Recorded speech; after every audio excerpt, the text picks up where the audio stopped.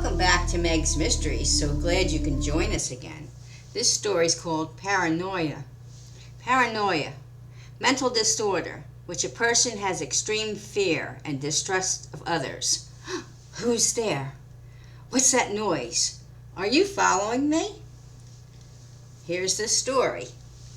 Good afternoon, Miss Jefferson. How are you today? I don't know about you, Sarah, but I'm the same as always, and that's not good.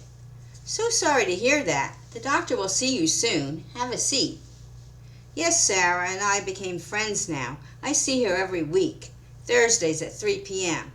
It's funny that the doctor receptionist became my friend. I don't have any. I don't trust anyone, and that's the problem. Dr. Mason is working with me on that. The doctor will see you now. Oh, call me Sally. We know each other. Just a first name basis is fine with me. Okay, Sally, this way. She opens the doctor's door. Hello, my dear. Sit down and get comfortable. Dr. Mason smiles. It's been 3 months after the incident that forced me to reveal my problem. Fear is a horrible thing to live with. And boy, do I have it.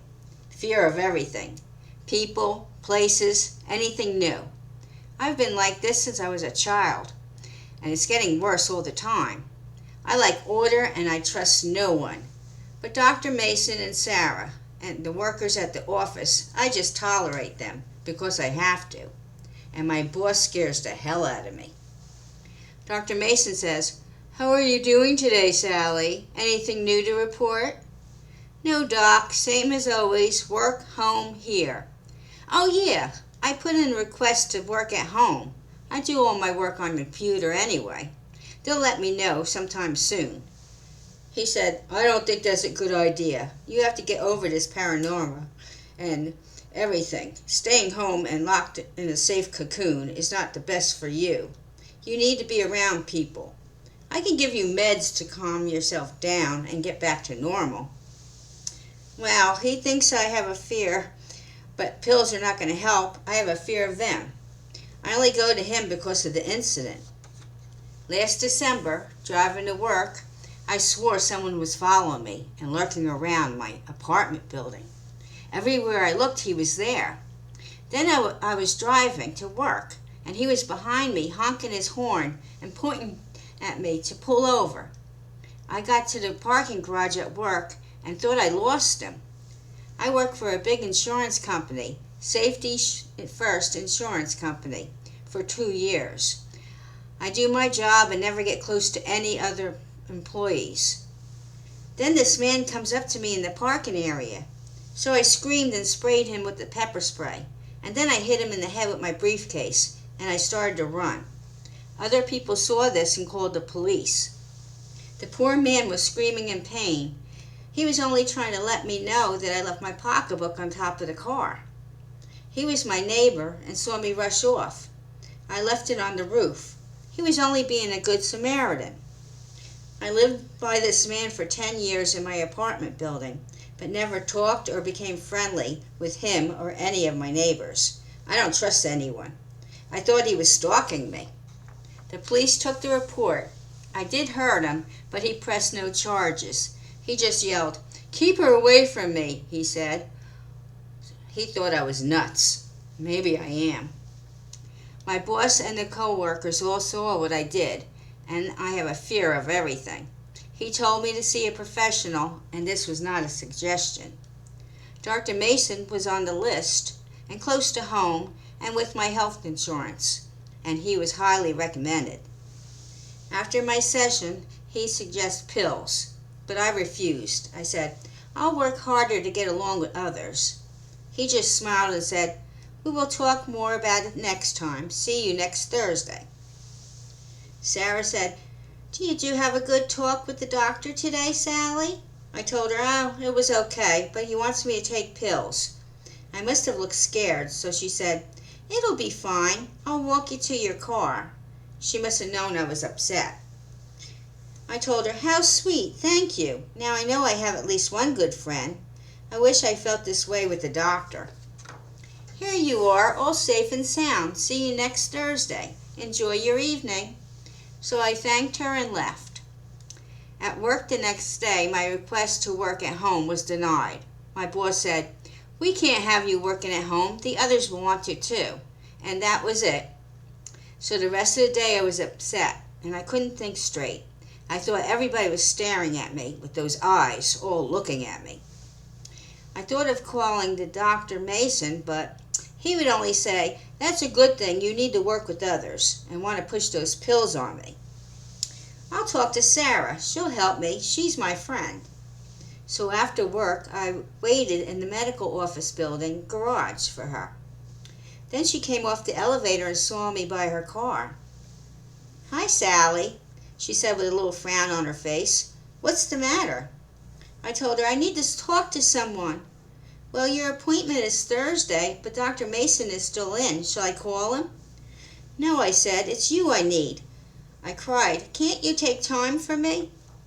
Can't we just have coffee at the diner?" She said, "It's not professional. I'll call Dr. Mason." That's when I left.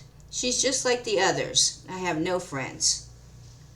That Thursday, like always, I show up for my appointment. Sarah smiles at me. "Hi, Sally, how are you today?" I just sit down and say nothing.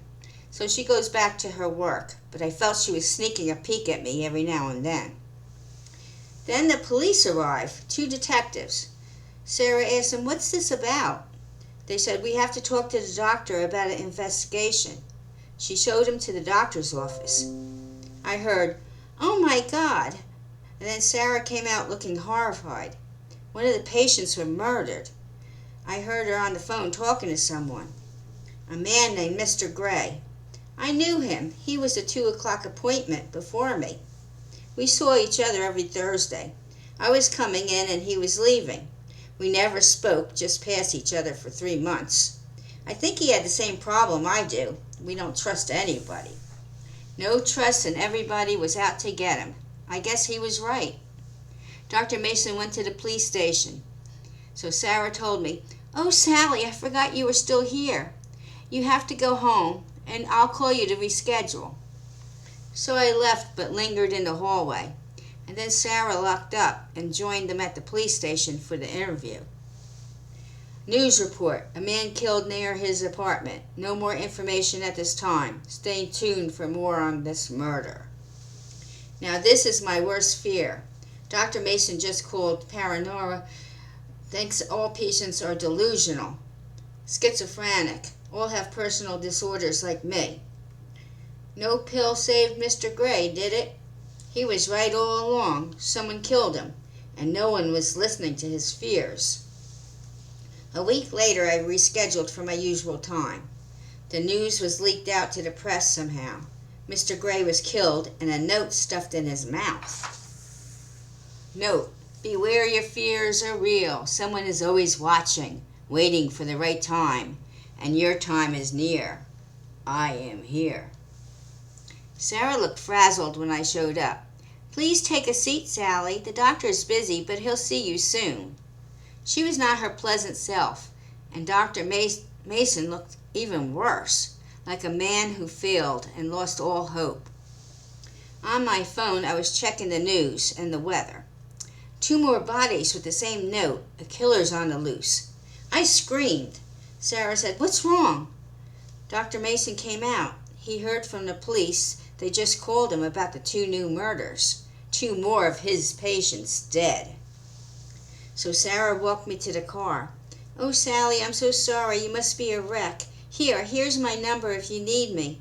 Dr. Mason will have to reschedule all his appointments, but I can find you another doctor in the meantime." I said thanks, and I left. Well, now, do you all believe me? Someone's always watching and wait to get us. Those poor souls killed. No one believed their fears. That night I got a call. I never get a call this late. "It's Sarah. Are you okay? I'm just checking." I thought, now you want to be my friend. But I said, "Okay, I'm okay. I locked up and I have a security system on." She says, "Well, I'm not okay. I can't help thinking about poor Mr. Gray, Mr. Patterson, Mr. Evans, all appointments the same day as you on Thursday. Can we meet up and talk? I feel you know how I'm feeling, and it'll be good to talk it out." I told her, "Okay, I'll meet you at the cafe." "Thanks so much. I knew you knew how I felt," she said. So I went to meet her, but when I went out of my apartment in the parking garage in the basement, she was by my car. "Oh, I thought we were meeting at the cafe," I said. She moved closer to me, and then I saw something in her hand. A shock went through me, a stun gun. Now the blackness overtakes me. "They found my body with a note in her mouth. You can never trust a soul. Fear is real." Well, Sarah left the job saying it was just too much with her. All the murders of the patients that were so close to her. Time for her to move on. Dr. Mason also closed up his practice. He felt he didn't do any good for any of them. He just couldn't go on. Now he's the one who is in fear. Will he take those pills he tried to push on us all? So much for getting close and talking to someone. I kept telling him, fear is real. It's like deja vu, everything the same every day. Fear lurking everywhere. I felt it happening all over and over. Now I feel nothing. I guess I was just paranoid. Boy, was I right, wasn't I? Well, you have to watch out. Your fears may be real. So, until next time, have a good evening.